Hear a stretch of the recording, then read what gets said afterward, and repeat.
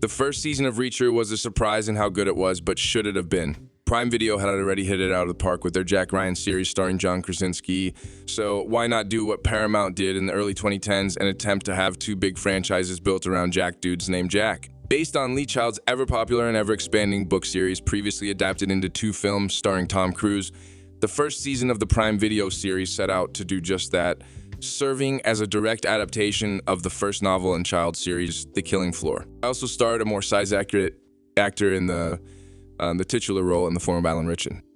The series was a hit not only with audiences and critics, but in its ratings too, becoming the first Prime Video series to top the Nielsen SVOD rankings.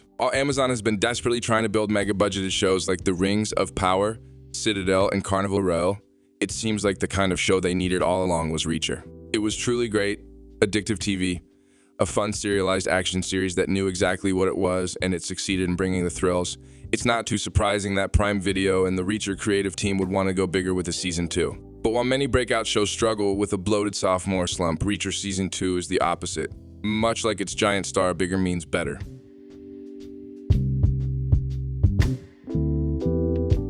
Based on the 11th novel in the Jack Reacher series, Bad Luck and Trouble, the new season of Reacher kicks off a little over 2 years after the 6'5" hero exposed the corruption in Margrave, Georgia.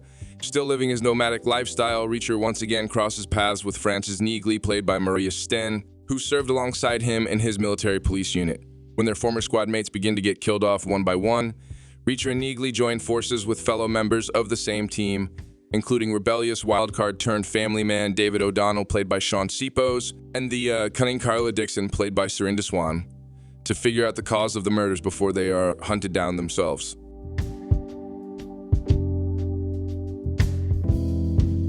While the inaugural season of Reacher provided a more than satisfying amount of thrills on a lower budget than the Cruise movies, Season 2 broadens the scope to an even larger degree. Not only is the self-proclaimed hobo traveling across the country to solve his latest case, but the action, the mystery, and the drama all feel bigger, better, and thankfully never bloated. These new episodes also offer a compelling look into Reacher's military past, which never feels out of place.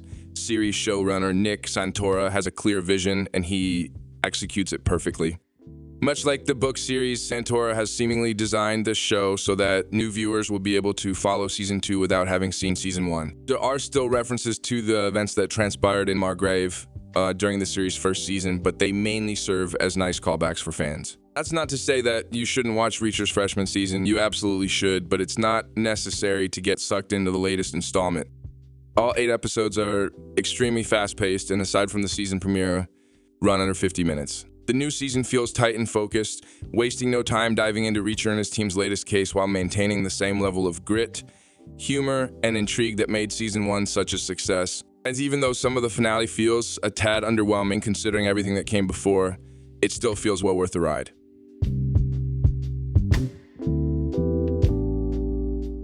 Ritchson has been working in Hollywood for a while, but his effortlessly charming performance in Reacher has skyrocketed him to new heights, and he is perfect once more in the title role. He has the physicality of the character and can bounce off any co-star thrown his way with believable chemistry, as well as the kind of charisma that rivals any A-list action star.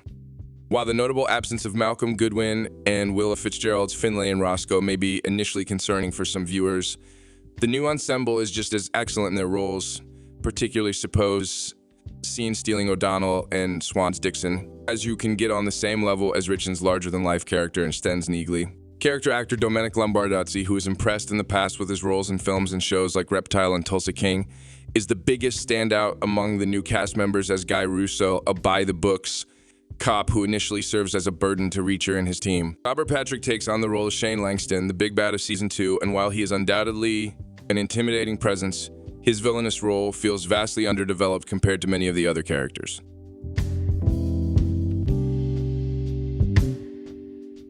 Dad TV has become one of the most successful subgenres of television out there. From Paramount's wide array of Taylor Sheridan shows to recent Netflix hits like The Night Agent, but nobody has done it quite like Prime Video, which also streams series like The Terminalist and Jack Ryan. Reacher is the series that stands as the creme de la creme of Dad TV, and Season 2 only helps cement its status. It's not even a guilty pleasure. It's just good television.